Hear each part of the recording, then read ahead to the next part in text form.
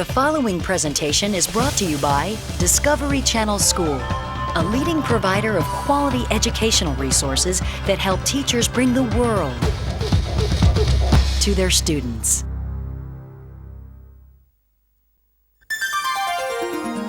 This is TLC Elementary School, a place where teachers of kindergarten through 6th grade can find high-quality documentary programs chosen to inform and delight students. Use TLC Elementary School to complement your classroom lessons and to give students an up-close look at the world and the people around them.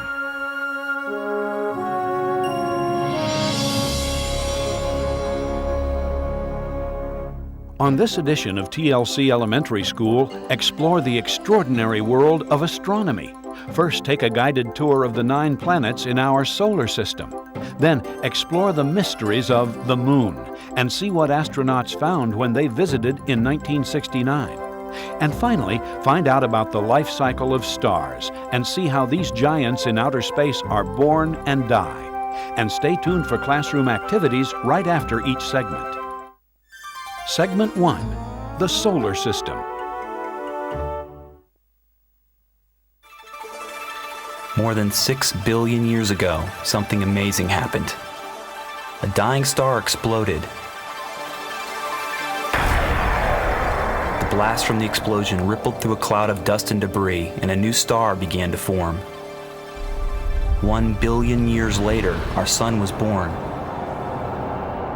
Around it swirled a disk of gas, dust, and rock.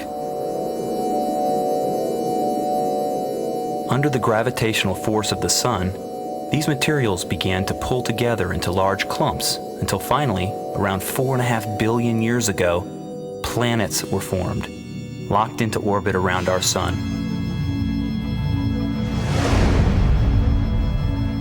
Including Earth, 9 planets circle the sun, and smaller bodies called satellites circle those planets. And this intricate system of orbiting planets, satellites, meteors, and asteroids make up our solar system. Where better to start a tour of the solar system than with the solar center? This is the sun. The sun is the largest body in our solar system. It's so big that if it was hollow, you could fit 1 million Earths inside of it. And it's so hot that even though it's almost 93 million miles from Earth, the heat it produces warms our planet, and its light can be blinding.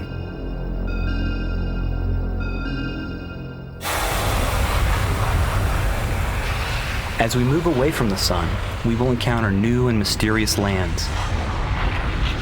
Seen through telescopes and space missions, we've gotten the opportunity to glimpse the surfaces of places where humans have never set foot. First come the terrestrial planets: Mercury, Venus, Earth, and Mars. Terrestrial means Earth-like, and they all are. Kind of, but each one is unique, so let's take a look. The first of the terrestrial planets is Mercury. Mercury is covered with lots of craters, but not a lot of atmosphere. One function of an atmosphere is to insulate or protect the planet from harsh heat and cold. With practically no insulation, Mercury is a land of temperature extremes. During the daytime on Mercury, the temperature reaches about 800 degrees Fahrenheit, but the portion of the little rocky planet that is not hit by sunlight often falls to a chilly minus 300 degrees Fahrenheit.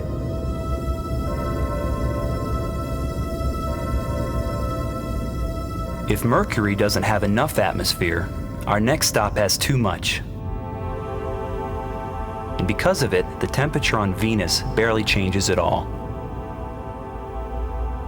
It often lingers near 900 degrees Fahrenheit, making it the hottest planet in the solar system.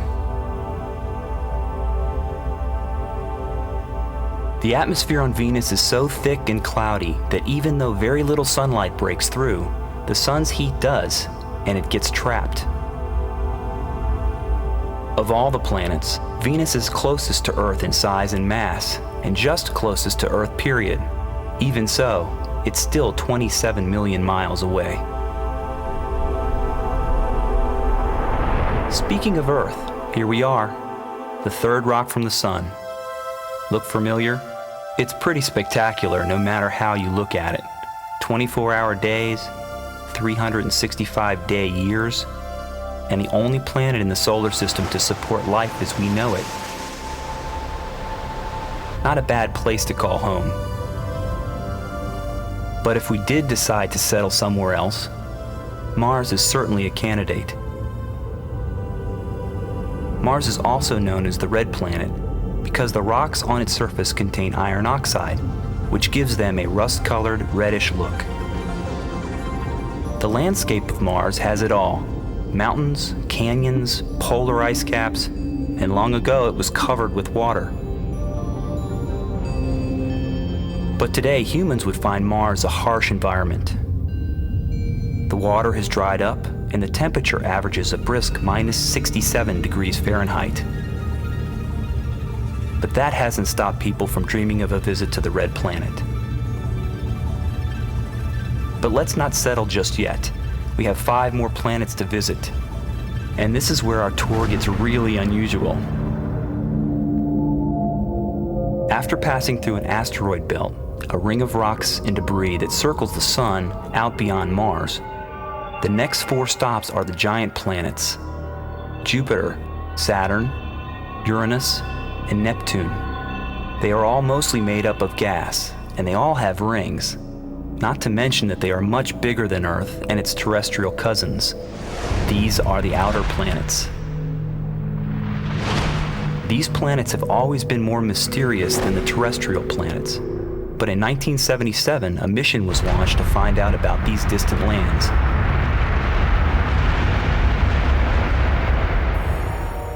The mission was called Voyager. It sent 2 unmanned spacecraft out to pass close by each gas giant and send pictures back to Earth.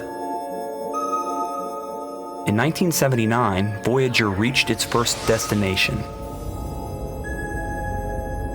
Jupiter is the biggest planet in our solar system.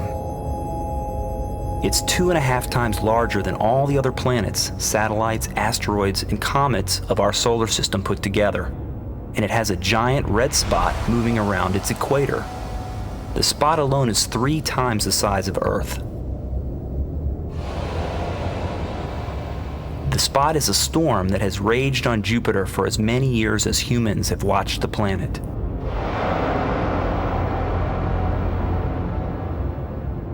You'll notice that the rings of Jupiter are very hard to see. They are a disk of particles as fine as smoke. They are so faint that the best way to view them is from the top of Jupiter's clouds. But no matter where you stand, the rings of our next planet are one of the most amazing sights in the whole solar system. Welcome to Saturn.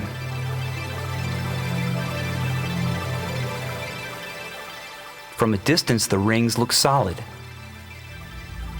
But look closer. They are made up of billions of icy particles ranging from the size of small pebbles to the size of small cars. These particles orbit the planet, reflecting the light of the distant sun and projecting a colorful and truly amazing display.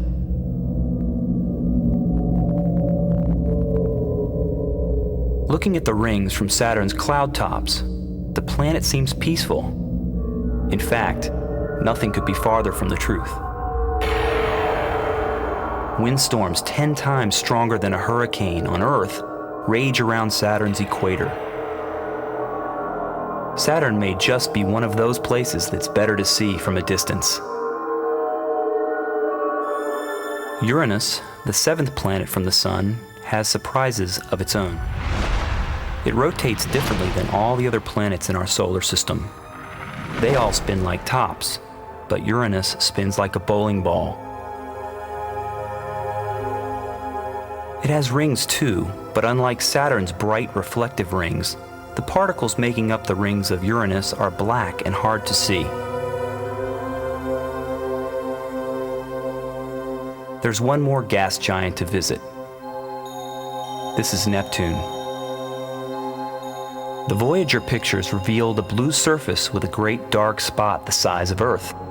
Just like Jupiter's red spot, Neptune's blue spot is a giant storm.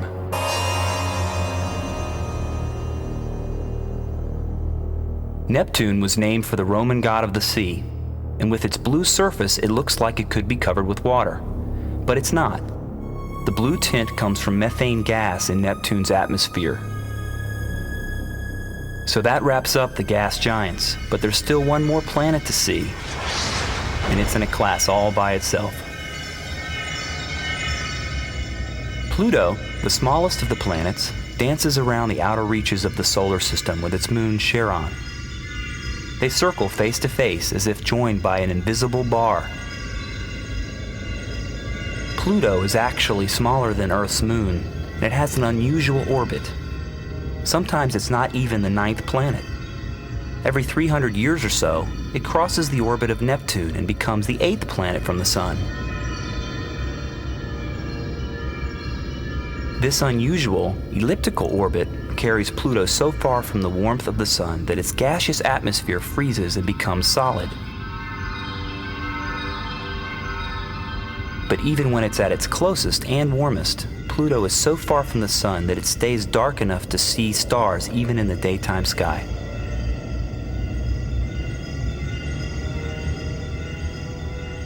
Well, that's it. Our tour's finished. That's our solar system. We've covered a lot of miles, so let's review. We start with the Sun, our home star, the center of our solar system. Then there's rocky little Mercury, the closest planet to the Sun. Then Venus, the hottest planet in our midst. Then Earth, you know Earth. Next is our neighbor Mars, the red planet. Watch out for the asteroid belt. Then it's on to Jupiter, the giant planet with the red spot. Saturn with its glorious rings and violent winds. The tilted Uranus, beautiful blue Neptune with its blue spot. And last and least, when it comes to size anyway, is Pluto.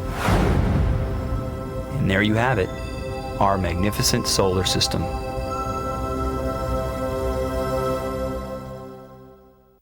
To complement the solar system, TLC Elementary School suggests the following activity. Look up the actual sizes of each planet in our solar system and the distances between them. Record this data in a chart. Then create a scale model or drawing of the solar system to display in your classroom. Segment 2. The Moon.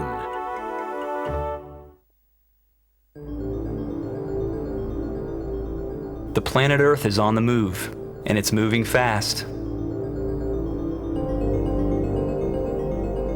Our whole planet is constantly rotating on its axis, that imaginary line that runs through its center.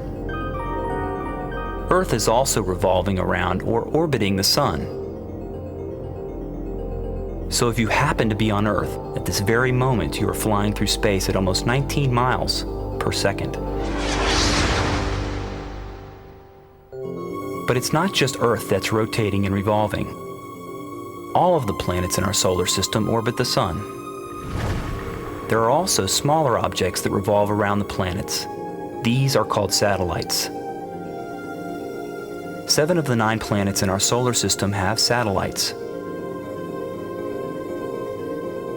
Saturn alone has 18, but Earth has only 1.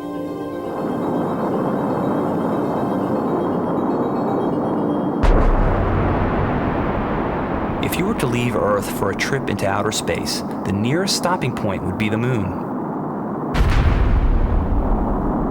From Earth, the Moon looks like the biggest thing in the night sky, but that's just because it's close.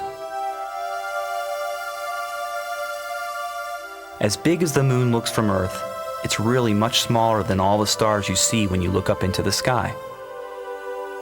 And that's not the only thing that's deceiving about the appearance of the Moon. From Earth, it looks like the Moon glows, but really it does not make its own light. The Moon just reflects the light of the Sun like a giant mirror in the sky. Have you noticed that the Moon looks different from night to night? Sometimes it's a big disk in the sky, and other times it looks like a skinny little sliver.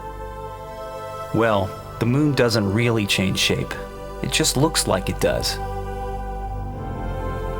The appearance seems to change as the moon moves around Earth, and different parts of it are hit by sunlight. The different appearances are called the phases of the moon.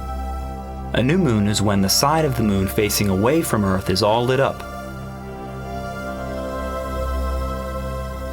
On those nights you can't see the moon at all, but don't worry, it's there. The moon wasn't always up there, orbiting around Earth though, so where did it come from? Most astronomers believe in the impact theory. An impact is when two objects bump into each other. This is an impact. Well, about 4.5 billion years ago, when Earth was young and moonless, it bumped into something. As a result of this impact, tons of rock fragments exploded into space, and over the next 100 years or so, all this space debris was pulled together by Earth's gravity. It got stuck in Earth's orbit, and voila, we have a moon. For centuries before scientists came up with the impact theory, people wondered what the moon was made of. But it wasn't until 1969, when 3 American astronauts went and visited firsthand, that they could settle the argument once and for all. Tranquility Base here. The Eagle has landed. And the pictures they brought back stunned an entire planet. You got a bunch of guys about to turn blue. We're breathing again. Thanks a lot. And we're getting a picture on the TV. There's a great deal of contrast in it, and currently it's upside down on our monitor, but we can... The astronauts touched down on a barren landscape. There were no trees, no plants, no rivers, and no lakes like you see on Earth. The ground on the moon was charcoal gray and covered with craters. Some of these craters are the result of impacts with meteors, but others are ancient volcanoes. When the moon was formed, the materials in the center got very hot and melted. Sometimes, just like on Earth, the molten center would erupt to the surface. As a result of these early volcanic eruptions, the moon is covered with volcanic silt. Although the surface appears to be... 6 missions have landed on the moon, and astronauts have brought back enough samples of moon rock and soil to keep scientists here on Earth busy. Nobody's had to go back for more since 1972. While getting around on the moon would take some getting used to, it wouldn't be such a bad place to visit, even if it's just to get a breathtaking look at our home planet.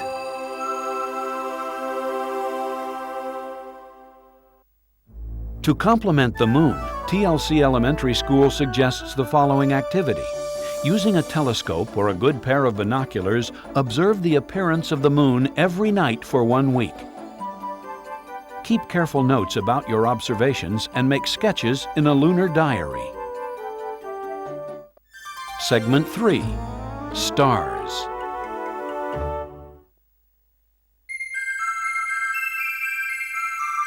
Look up into the sky on a clear night and you can see thousands of twinkling little dots of light. They may all look the same from here, but a closer look shows just how different they can be.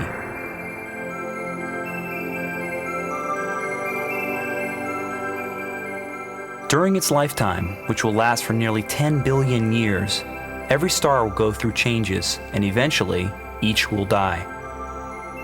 So let's take a moment to look at the truly magnificent life cycle of stars.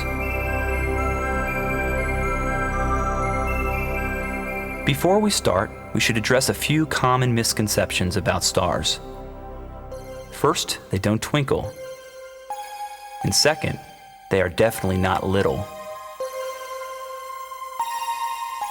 Stars seem to twinkle because their light has to travel through Earth's atmosphere, and the atmosphere causes interference. Looking at the stars from the ground is like looking up through the bottom of a swimming pool where everything is smeary and distorted. That's why stars twinkle at night. And stars look little because they are very far away. Both Earth's atmosphere and the great distances cause problems when observing stars. But here's a solution. This is the Hubble Space Telescope. It was named for the astronomer Edwin Hubble, who spent his career looking at the stars. Now his telescope sends us images that are spectacular.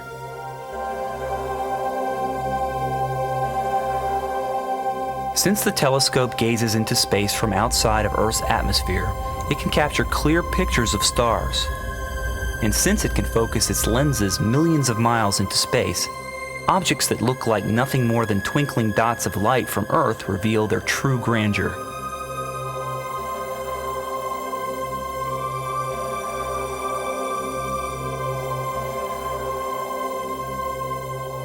Studying distant stars in different stages of life can help us to understand the past and the probable future of our sun.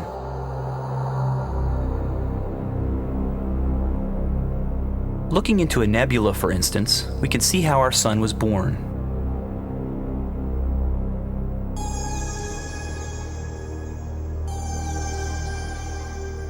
A nebula is a giant cloud of gas and dust swirling around in space.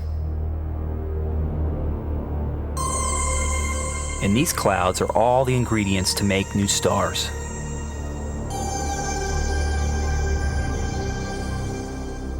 All the stuff in this cosmic dust storm will pull together with great force, and the closer it gets, the more it will heat up. It's when gas and dust in a nebula get really hot that stars are born.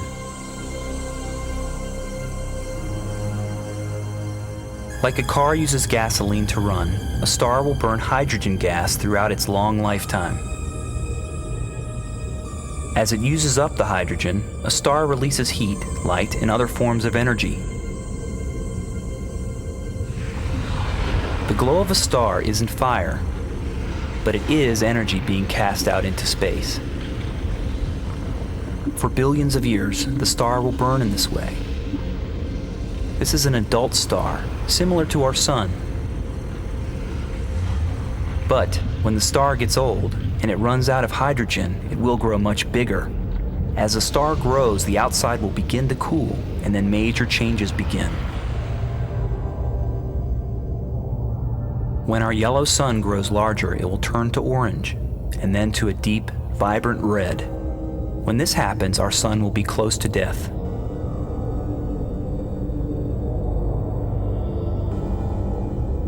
In about 5 billion years, like millions of other stars in the universe, our sun will end its days as a 10 billion-year-old red giant.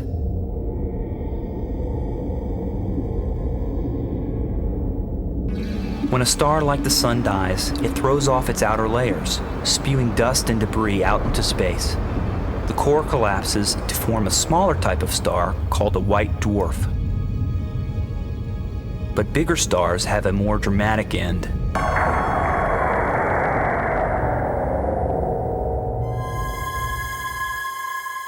These are supernovae. They are dying stars.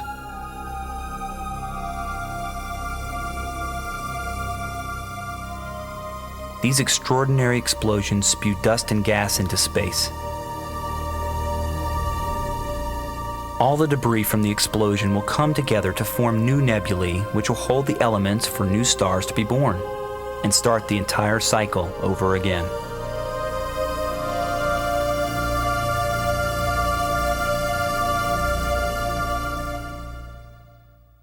To complement stars, TLC Elementary School suggests the following activity. Create a mural or a poster showing the life cycle of a star. Show the various stages that star passes through as it moves from infancy to death. Make your display big and bright, just like stars really are.